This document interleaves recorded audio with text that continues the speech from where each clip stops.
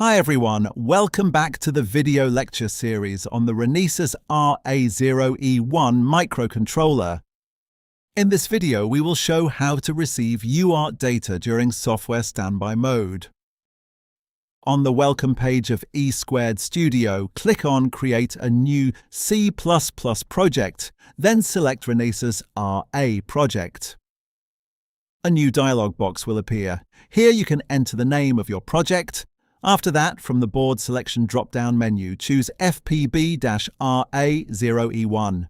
Next, select a flat, non-trust zone, bare metal minimal project configuration. Click Finish.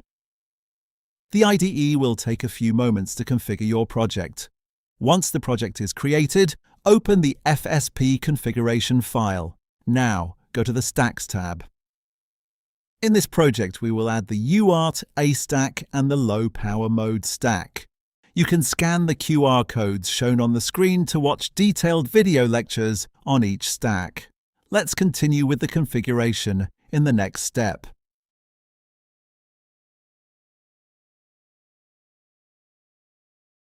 Now, click on New Stack. Under the Power category, select the low power mode stack and add it to the project. Next, click on the low power mode stack to open its properties. Expand the General tab, and for low power mode, select Software Standby Mode. Now, once again, click on New Stack. This time, under the Connectivity category, select the UART A stack. We need to enable clock source for UART A stack. Click on Clock tab, then scroll down to find UART A clock. Set the clock source to the low-speed on-chip oscillator loco from this drop-down menu. If you open the RA0E1 hardware manual, you can refer to page 548 for detailed information about baud rate calculation. The loco clock remains active during software standby mode. That's why we need to select loco option. Also in Section 9, Low Power Modes, specifically Table 9.3, you can see that UART A is available in Software Standby Mode. For this configuration, a baud rate of 8,192 bits per second is suitable. This baud rate is supported by the loco clock and falls within the acceptable error range. If the baud rate error goes beyond the acceptable limit, communication may result in corrupted or garbage data. Now, expand the Interrupts tab in the UART A configuration and define the UART callback function. Next, open the low power mode stack settings again. For the wake-up source, enable UART reception transfer end. We don't need to change any further settings. Now click on the Generate Project button. The IDE will generate the project files with the updated configuration.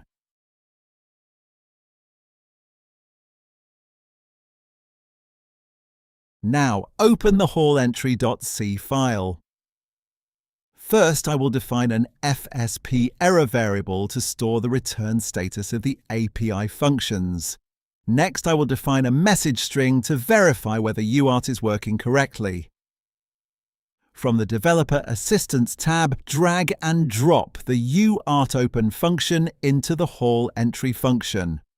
After that, use the assert function to ensure that the UART open function call was successful.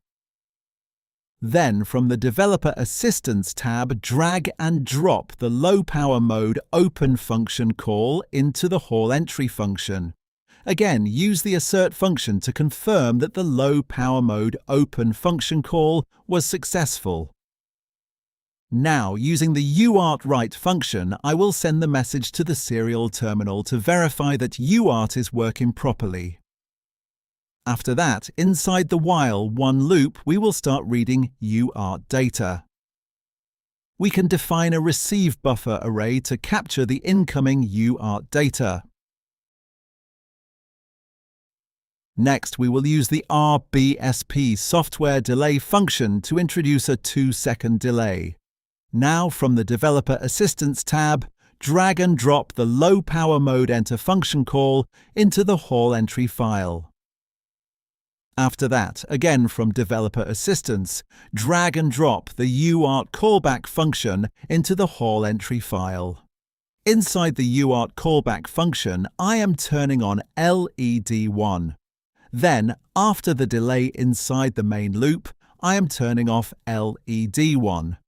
This completes the basic implementation for testing UART communication along with software standby mode.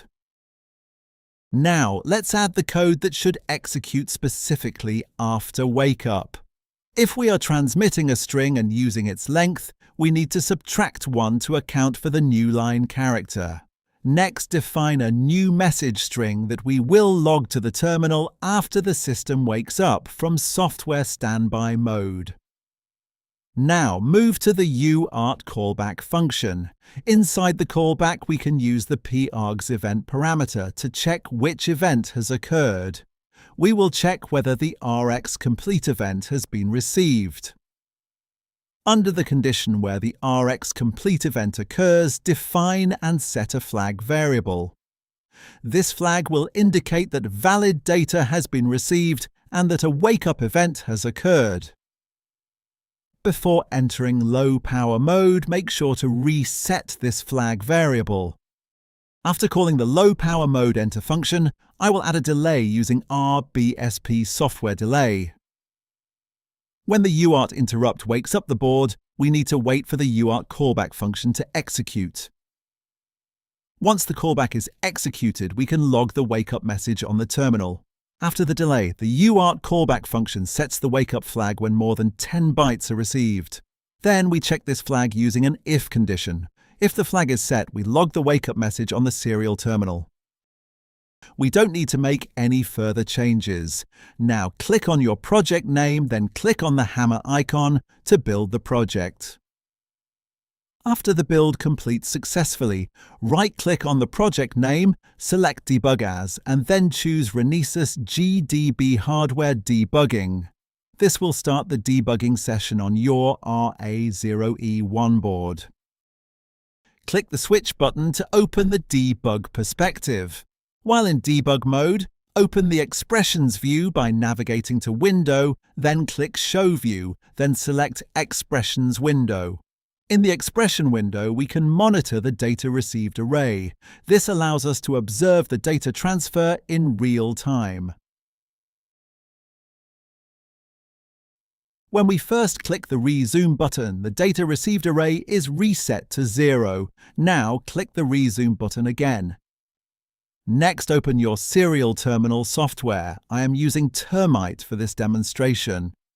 Make sure you are using the correct serial settings in the terminal, especially the correct COM port and the configured baud rate.